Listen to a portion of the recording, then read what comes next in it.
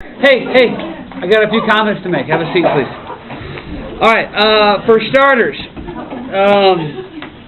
all of you need to be aware of and attentive to overreading when you present. Each of you is going to have to do a culminating project next year, and you will be graded and scored on your ability to engage your audience with eye contact and things like that. So be aware of that as you continue doing presentations in your academic career. Both sides brought to bear some very interesting evidence. I think both sides were nicely organized, which was, for me, critical, because what it tells me is you're starting to think in terms of the essay, which is good. Because remember, writing is simply thinking on paper, right? And so that all of you were able to organize and articulate a really solid position was, I think, an important part of this entire process, at least in my mind. Certainly spirited, which I always enjoy. I appreciated that very much. If I had to weigh in on a victor in this particular debate, I think that I would have to go with the not genocide.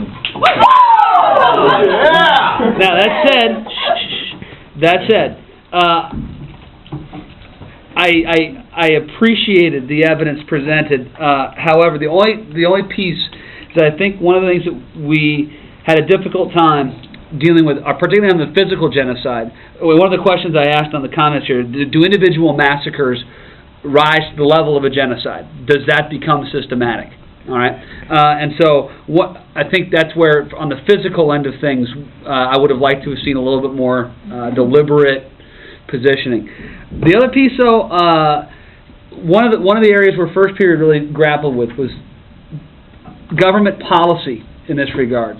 And I think you were alluding to this, that ultimately, even though the government might have had a policy that was attempting to preserve, the elimination of culture does matter. That if you eliminate the cultural background of a people, then fundamentally you are eliminating the people. Now, you're right to say that they aren't being killed systematically, perhaps. However, I think the distinction between a cultural and a physical genocide might be still an important one for us to consider. Well, it's not like I completely agree that cultural genocide is completely important, but it's not my job to argue that. So. Right. And like I said, cultural genocide was bad, and obviously we kind of did, but that wasn't the government's policy, like we said, and brought forth, and even they admitted it was run by a church organization. Although they were also right to say that they were using federal dollars to support religious schools. Now, that you guys wandered into the separation of church and state generally, but in this particular instance, it was in fact a government-supported endeavor. So they were correct in that particular piece. Are we out of here in like 5 seconds? 5 minutes. Oh, 5 minutes? Okay, hang on.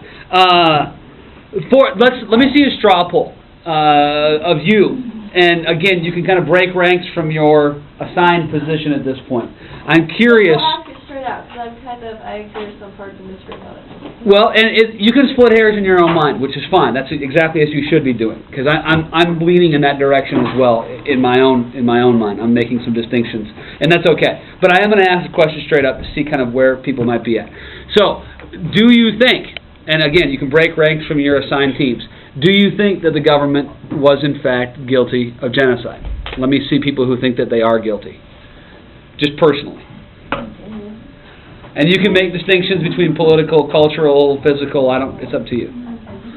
Okay. How many of you think that they then are not guilty? The rest of you would say not guilty. Okay. Interesting. And you're still on the fence. Yeah.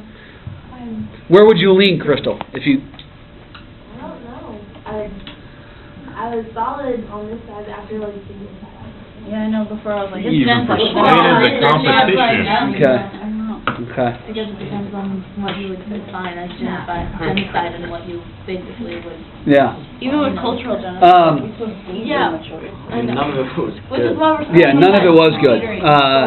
And there's a piece to this, and again in first period they had an interesting question about this. if the government makes a policy, how responsible is the government for enforcing that policy? Right? Because Custer was under very clear orders not to enter Sioux reservation territory, and he did it anyway. Right? He is a federal employee who enters, but he's knowingly disobeying a law. The other piece is, the government may say, we're going to set up these reservations, but that doesn't mean that Bailey and her family are going to listen to the restriction. To what extent, then, does the government have an obligation to enforce its own rules? And that, I think, is an interesting question, because that's ultimately what happens in a lot of these cases, right? Settlers or other people knowingly disobey the law. Well, then does the government have to pony up and enforce the law? And where does that line, where do we draw that line? I'm interested to know. How are you? Is the Valentine's Day dance yours? Yes. Should somebody be selling tickets? They were supposed to be, yeah. Okay, because there's a bunch of kids trying to buy them. Okay. Someone brought the box back. Okay. Can you go out?